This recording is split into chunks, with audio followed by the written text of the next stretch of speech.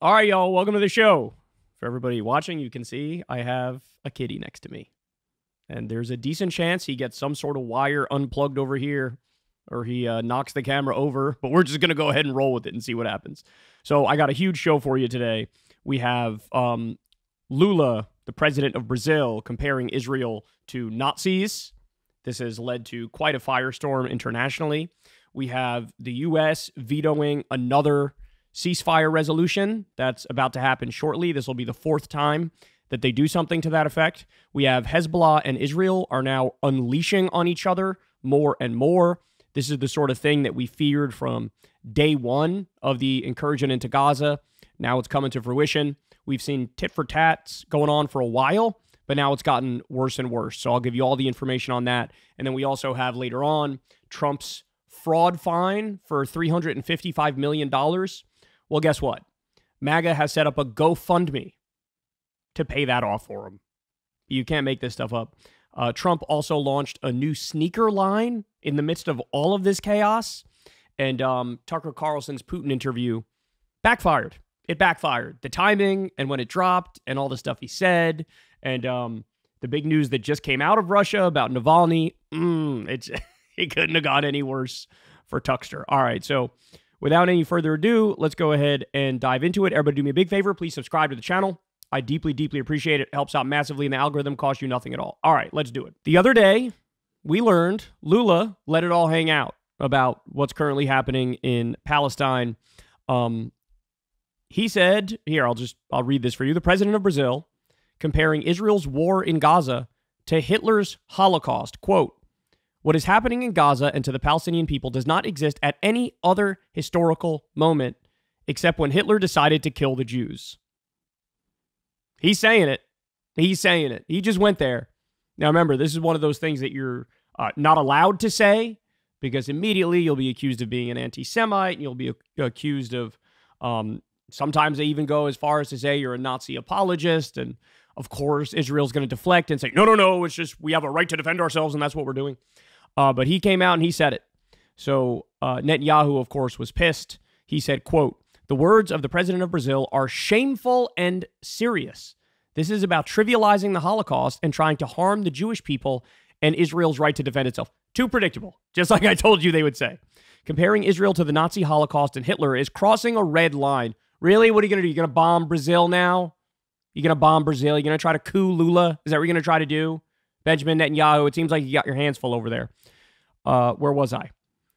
Comparing Israel to the Nazi Holocaust and Hitler is crossing a red line. Israel fights for its defense and securing its future. Wow, that's getting close to the 14 words, isn't it? Securing its future until complete victory, like, say, a final solution. And it does so while upholding international law. Even though the ICJ literally just came out and said it is plausible that Israel is committing genocide and we're going to look deeper into it and have a longer case about it.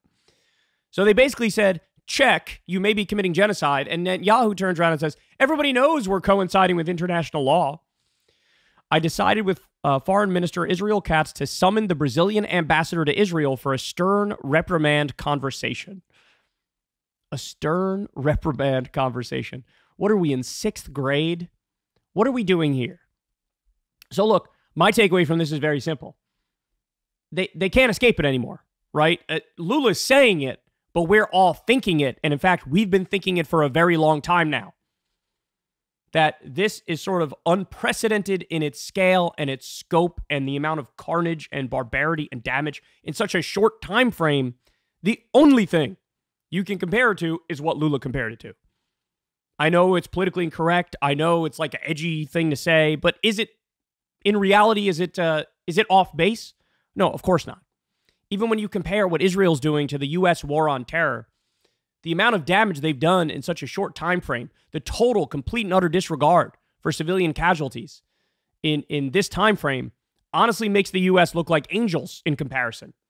And yes, we did do the torture. We did do the illegal and offensive wars against countries that didn't attack us.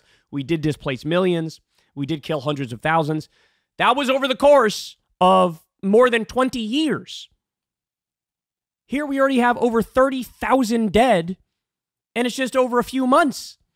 So, look, Lula's 100% right. I think everybody knows it deep down, and this is, of course, why Netanyahu is angry and over the top in his response. So now let's get to some updates in terms of the fighting. Hezbollah is now firing rockets at northern Israel in response to Israel bombing parts of Lebanon. At least 10 civilians and 3 Hezbollah fighters were killed in Israeli attacks in southern Lebanon on Wednesday. So this is Hezbollah stepping up and saying, you're going to attack us? Okay, sorry, but now we're going to attack you back. Apparently, Iran cautioned Hezbollah not to spark a full-scale war with Israel. Washington Post says Tehran warned it does not want to give Netanyahu cause for war, hopes to preserve achievements of October 7th. So, in other words, this is Iran saying, we're not prepared for an all-out war with Israel or the U.S. We don't want the total destruction of our own state, so easy with any kind of escalation. I'm telling you, man, it's beyond out of hand at this moment, and I think everybody can see it. So another thing, Nasrallah said to Israel, blood for blood, this is war. The enemy's goal in killing civilians is to pressure the resistance to stop, because all pressure since October 7th was aimed at stopping the southern front. The answer to the massacre must be to continue and escalate the work on the front. And he goes on, the price of civilian blood will be blood, not sights. The resistance in Lebanon possesses enormous and accurate missile capabilities that extend from Kiryat Shmona to Eilat. So here are here's some of the areas that Hezbollah launched a rocket attack against on northern Israel. You could see it on this map here. Okay, so now this happened the other day, and just before I came on air, we got this. Apparently, Israel is now striking targets in southern Lebanon. So it's nonstop.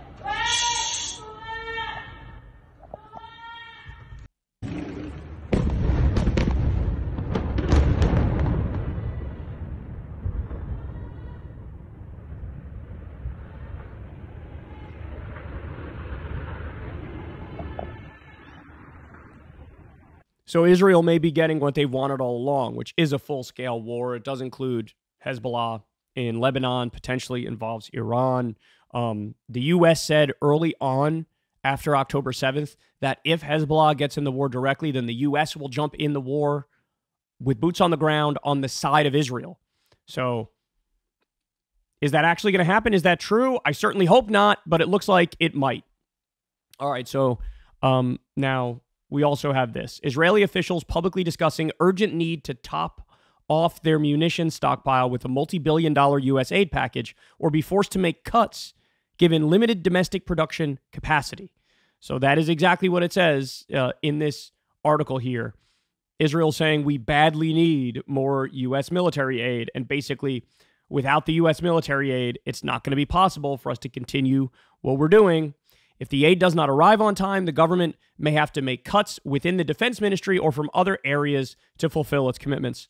One of the parts of this that's rarely discussed, if discussed at all, is the idea that Israel, for their economy, was somewhat reliant on cheap Palestinian labor. They had work permits. They would come from Gaza. They'd go back at the end of the day. But ever since October 7th, they've shut that down completely. That's had a massive economic impact on Israel in a negative sense, and so they've been even more reliant on U.S. aid, money, and weapons, and now they're saying, look, we're kind of blown through all of our stuff anyway. We desperately need more money, and we desperately need more weapons. So in other words, all of this talk about Israel's a sovereign state and they're going to make their own decisions, they could not make the decision to kill as many Palestinians as they're killing without the U.S. green-lighting it, signing off on it, and sitting back and watching it happen and continuing to feed the machine. They simply couldn't do it. All right, we got more. Gideon Levy wrote a piece here. The world must force peace on Israel. Must force peace on Israel. There's no point in appealing to Israel. This is his words. The current government and the one that is likely to replace it does not and never will have the intention, courage, or ability to generate change. One could, as a prelude, learn something from the amazingly simple and true words of European Union Foreign Policy Chief Joseph Borrell, who said, well, if you believe that too many people are being killed, maybe you should provide less arms. Again, this isn't rocket science. This is actually the most obvious thing in the world. All right, so Ryan Grimm tweeted about this here. Israel aired what is essentially a human snuff film on Channel 14. As this thread notes, it isn't just TikTok anymore. Utterly deranged and world historic level monstrosities are on display, and those who are silent here in the U.S. or supporting it have lost all moral compass. So I'm going to play it for you. They're talking in Hebrew, but I'll read for you what it says on the screen. So you have a room full of Palestinian hostages or political prisoners wearing all white and blindfolded, and the IDF is going to treat them like cattle and talk about them to their faces. It says, what you will see here was not yet documented in the media by the cameras. All right, so you see the IDF talking. You see these Palestinians down on their knees. They're saying, hey, some of them participated in October 7th. These are Hamas fighters. These are commanders, blah, blah, blah. In the end, they're all terrorists here. They killed families, children. Then they go on to suck themselves off and say, we're not like them. We're the good guys and they're the bad guys. And then towards the end, he talks to this one fighter, so-called fighter, and asks him about his backstory. And he's like, I work at a furniture store. And I was working at a furniture store. And you guys came and basically kidnapped me. And the IDF's response to that is, well, this guy's lying. But eventually they end up telling the truth. This guy's actually a terrorist for Hamas. So in the clip that the outside world looks at and they're disgusted by and astonished by it, Israel puts this out there like, aha, we got him. See? Room full of Hamas, all terrorists. Then you talk to one and homie's like, I work at a furniture store and you guys kidnapped me from a furniture store and I had nothing to do with October 7th. And he's like, he's just a terrorist. Jesus Christ, more on this in a little bit. More on this in a little bit to the idea of widespread torture that's currently happening on the ground. So a piece in the LA Times here, quote, I'm an American doctor who went to Gaza. What I saw wasn't a war. It was annihilation. But what I witnessed during the next 10 days in Gaza was not war. It was annihilation. At least 28,000 Palestinians have been killed in Israel's bombardment of Gaza. Our ears were numb with the constant humming of what I was told were the surveillance drones that circled constantly. Our noses were consumed with the stench of 1 million displaced humans living in close proximity without adequate sanitation. Our eyes got lost in the sea of tents. We had limited access to critical medical equipment. We performed amputations of arms and legs daily using a jiggly saw. I don't even know what that is. A Civil War era tool. Jesus. Essentially a segment of barbed wire. Many amputations could have been avoided if we had access to standard medical equipment. On one occasion, a handful of children, all about ages 5 to 8, were carried to the emergency room by their parents. All had single sniper shots to the head. These families were returning to their homes in Khan Yunis, about 2.5 miles away from the hospital, after Israeli tanks had withdrawn, but the snipers apparently stayed behind. None of these children survived. So the IDF was sniping children in the head after the tanks withdrew. They stayed behind to massacre Palestinian children. Now, this is quite an update as well. Ryan Grimm tweets about this here. Israel grants gas exploration license in areas considered to be within Palestine's maritime border. Would you look at that? This goes hand in hand with the other thing we saw, which is you have Israeli real estate companies already drawing up plans for beachfront condos in Gaza during the resettlement. They're trying to wipe Gaza off the map. They're trying to resettle Gaza. They're trying to steal anything and everything that they have there. And we get new evidence of that every single day. So there's another one I wanted to show you. Israeli soldier celebrating his birthday beside a kidnapped Palestinian from the city. The footage was shared a few days ago. This is what that looks like.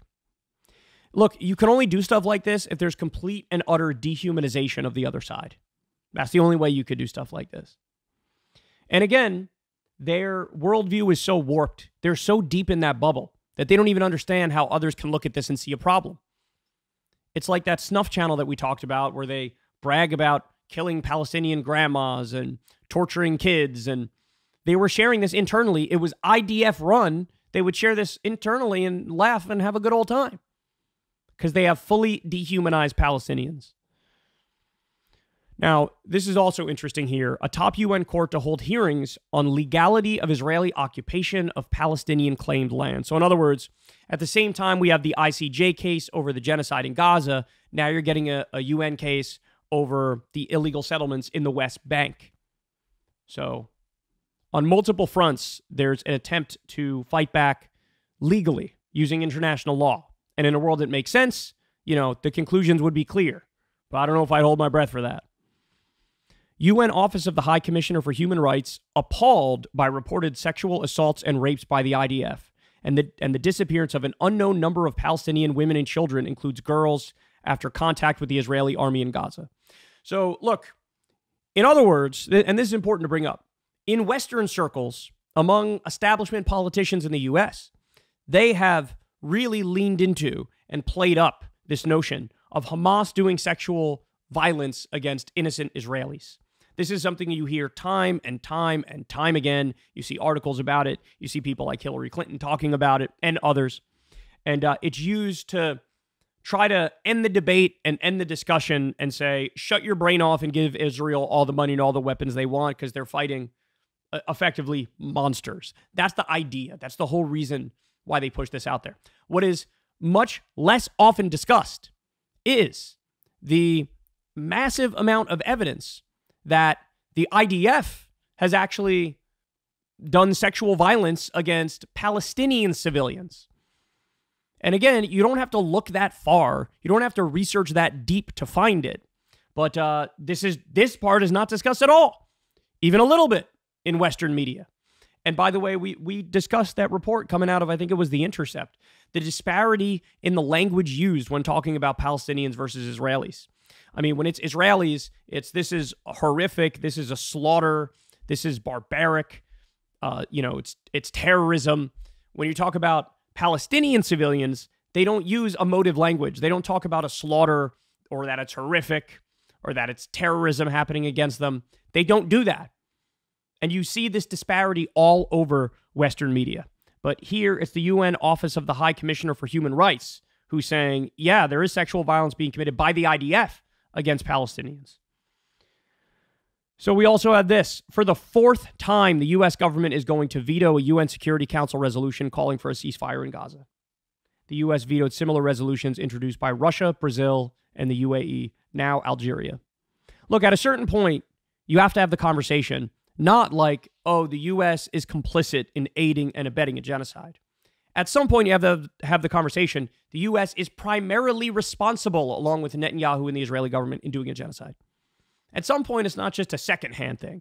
At some point, it's look, you keep vetoing ceasefires. You keep arming and funding them when you know what they're doing. It's the equivalent of arming and funding a serial killer like John Wayne Gacy or Charles Manson or whoever, right? At some point, it's like, you're just as guilty as Netanyahu with everything that you're doing here. So, another part in this documentary, this is what I wanted to share with you here. This is an Israeli interrogator in that Channel 14 documentary that's airing in Israel. Most of them, of course, at the beginning deny any connection to the incident, talking about October 7th. And through certain tools and means, we managed to get the first confessions out of them. In other words, we torture them until they say what we want them to say. Look, the U.S. has a direct experience with this same kind of thing.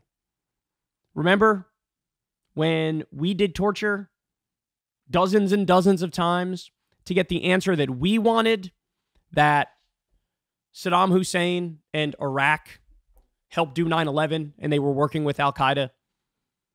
That testimony came from somebody who was being tortured. Khalid Sheikh Mohammed, he was being tortured. We tortured that out of him. And guess what? We all know that turned out to be 100% bogus, completely fake, made up. It was the narrative we were trying to create here. That's what the Bush administration wanted to hear. So they tortured to get their answer. Well, unsurprisingly, this is what Israel's doing.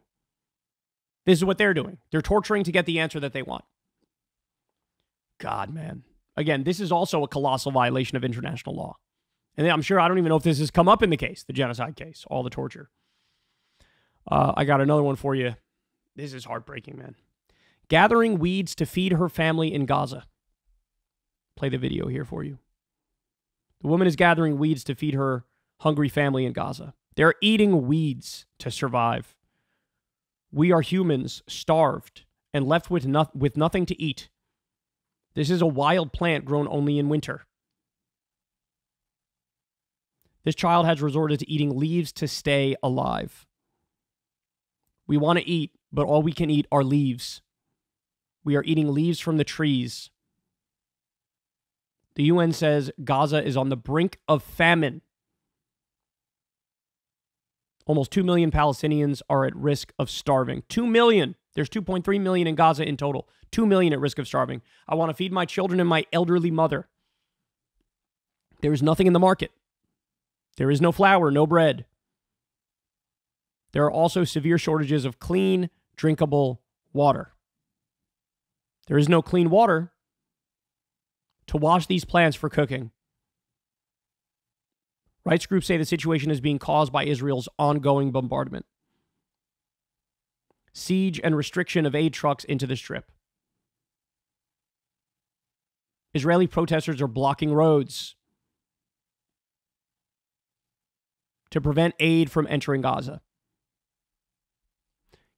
Can you imagine being so idiotic and moronic that you object to somebody adequately and accurately describing this as very similar to Nazi Germany?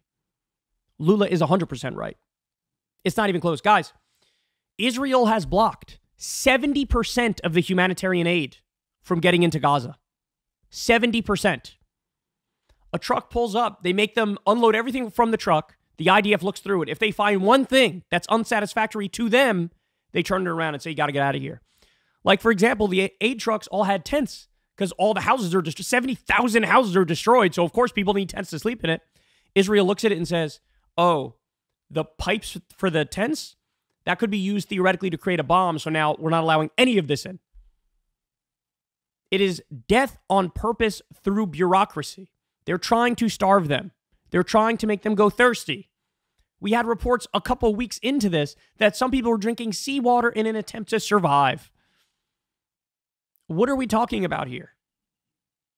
And we're just sitting here and letting it happen, man. We're just sitting here and letting it happen. All right, so an update on the numbers.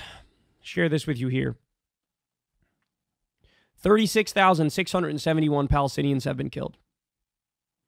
Of them, 33,590 are civilians. 8,122 are women, and 14,031 are children.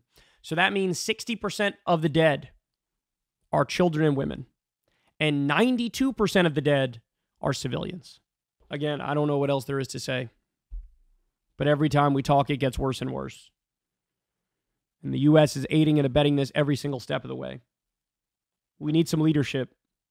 Somebody's got to take action on this. Somebody's got to stop them, cut off the money, cut off the weapons, sanction them, bring them up on war crimes charges. Lock them up, man. Lock them up and throw away the key. If we don't, then let's stop pretending like international law even exists in theory. It would be a joke at that point. And we're right back to the wild, wild West days. We're right back to pre any sort of international law or rules or regulations or reason or humanity or decency in the international scene. So, unfortunately, every time we talk, the news gets worse. And I got to deliver it to you. Hey, y'all, do me a favor and like and subscribe. It helps out big time in the algorithm. Click the bell as well for notifications when videos drop. And watch that video on screen right now. You know you want to.